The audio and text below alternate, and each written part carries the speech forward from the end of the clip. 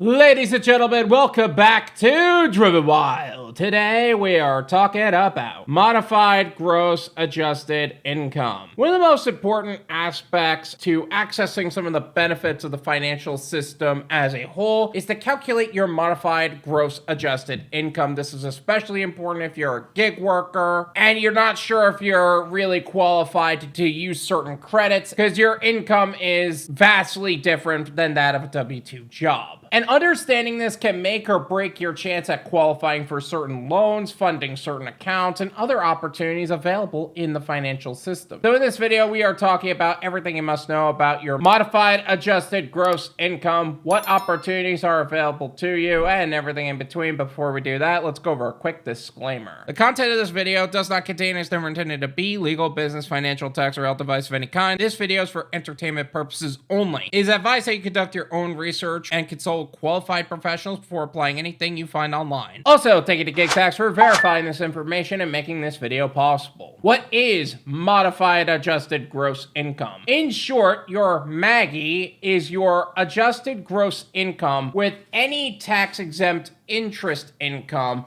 and certain deductions added back into it. The federal government uses your MAGI to determine if you're eligible for certain tax deductions and credits, like student loan interest deductions and the child tax credit. In fact, your MAGI determines whether or not you can do a variety of things. For example, whether or not you can contribute to Roth individual retirement accounts or Roth IRAs. In order for you to contribute, your MAGI must be under a certain threshold set by the IRS. If you're under the threshold, your contribution limit is also determined by your MAGI, which most gig workers would qualify for. Whether or not you can deduct your traditional IRA contributions, if you or your spouse have an employer-sponsored retirement plan, like a 401k, that's a big deal. If you have a W-2 job and you're doing this more on the side, they would also very likely have a contribution plan that matches you with a 100% return on your money. If you don't have that in this case, what are you doing? If you have a W-2 job and they offer a match for your 401k contributions that come out of your paycheck, why aren't you capitalizing on that? It's a 100% return on your money. Also, keep in mind for gig workers and self-employed individuals as a whole, you will have the opportunity to open a solo 401k. So something to keep in mind as well there. Are eligible for income-based Medicaid coverage. This is important if you are retired and you are using gig work to pass the time, which a lot of the senior community in the gig economy falls into this category. Qualifying for insurance subsidies like premium tax credits, which reduce your health insurance expenses if you buy a qualified plan through a federal health insurance marketplace or state-based exchange. Most gig workers are not going to have that issue if they don't have health insurance outside of their W-2 job. However,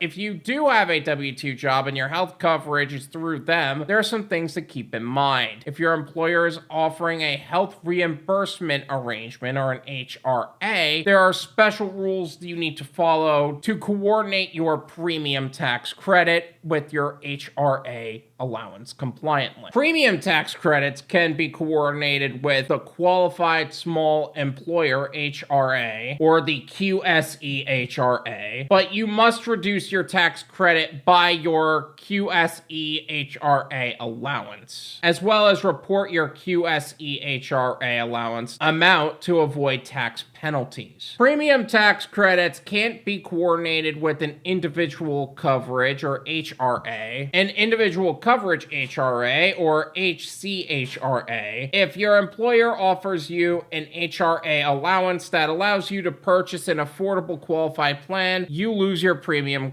tax credits, even if you opt out of the ICHRA. If that seems confusing, I totally get it. That's something if your MAGI is above the income threshold set by the IRS for these credits or tax deductions, you won't be able to qualify for them. I know I said a lot of acronyms and I probably sounded like I was just spitting out my ABCs just now. This is why you should consult with a tax professional to see what you can and can't qualify for. How to calculate my modified adjusted gross income. Calculating your MAGI is important in determining if you qualify for a premium tax credit and other tax deductions. Luckily, this can be broken down in 3 different categories. Step 1, calculate your gross income. Your gross income is the simplest form of income. This includes all the money you earned without any tax deductions figured into the total amount. Your gross income can come from a lot of places, including taxable income you earned from wages, tips, salary, dividends, rental income, royalty income, capital gains, business income, farm income, unemployment benefits, alimony received from divorce agreements, interest, retirement distributions, and investment income. Rather than doing the math yourself, you can find your GI on line 7B of the IRS tax form 1040, which is your annual tax return. Your GI will be the basis of your adjusted gross income. AGI calculation. We'll cover that next. Step 2, calculate your adjusted gross income. So we're going from GI to AGI. Once you have your gross income, you adjust it to calculate your adjusted gross income by subtracting the qualified deductions from your gross income. Your AGI is the total taxable income before any standard or itemized deductions or exemptions are made, and determines your eligibility for certain tax credits, such as the child and dependent care credit, the credits for the elderly or permanently disabled, the adoption tax credit, the child tax credit, the American Opportunity and Lifetime Learning tax credits, and the Earned Income tax credit. Now, adjustments can include items such as certain business expenses for gig performers or gig workers in general, reservists, and contracted government employees, IRA contributions. You could contribute to a traditional IRA regardless of your household income, but if you exceed your contribution limit and don't remove the extra funds,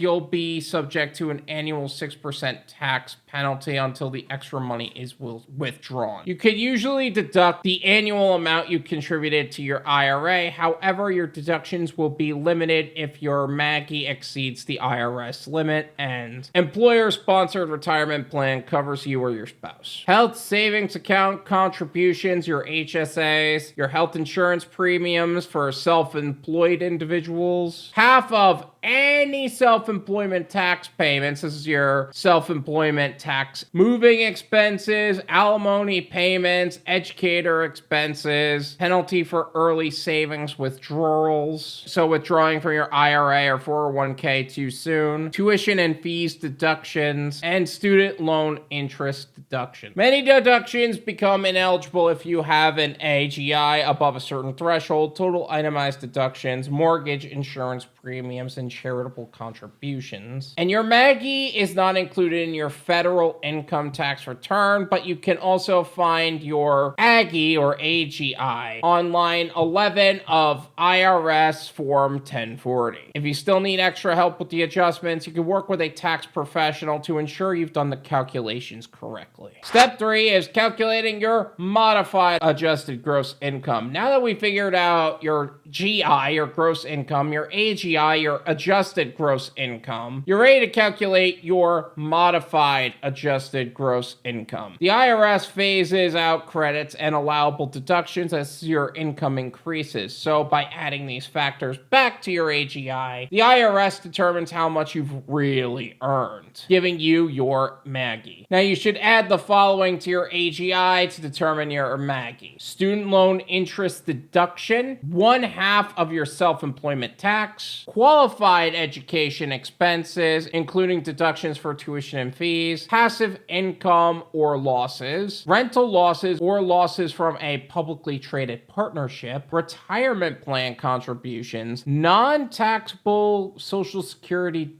benefit payments, and certain income exclusion items like U.S. savings bond income, foreign earned income, foreign housing deductions, and adoption expense exclusions. If this looks confusing, remember one of the best ways to make sure that you're staying IRS compliant is to consult with a tax professional, and to make sure you have the right one to help you at a good rate at that for all the 1099s you're going to inevitably accumulate as a gig worker is where GigTax is here here to help. Filing your taxes on time, promptly, and accurately is an inevitable aspect of being in business for yourself. For every hour spent on navigating tax season alone, you miss out on potential opportunities, precious moments with loved ones, and expose yourself to financial risk. Recognized as the leading tax preparation service for gig workers, GigTax is dedicated to simplifying the process, saving you time, energy, and money. Founded by Joseph Mayo, a seasoned gig worker with 6,500 deliveries across 7 platforms since 2020, GigTax addresses the overlooked, overcharged, and underserved needs of gig workers in the financial realm. Driven Wyld subscribers can take advantage of an exclusive 77% discount on GigTax's tax prep, bringing the price from $538 to $124. Act now to get this price locked in before GigTax's calendar is booked, because GigTax helps people just like you make the wisest and most effective decisions on your business and professional tax needs all year round. Secure your spot today with GigTax using the description link below to their Instagram page. Slide into his DMs with the word wild to get back to what you do best, making the most amount of money in the least amount of time in the safest possible way. Thank you so much for watching. I really appreciate it. As always, make sure to hit the like button, subscribe if you're new,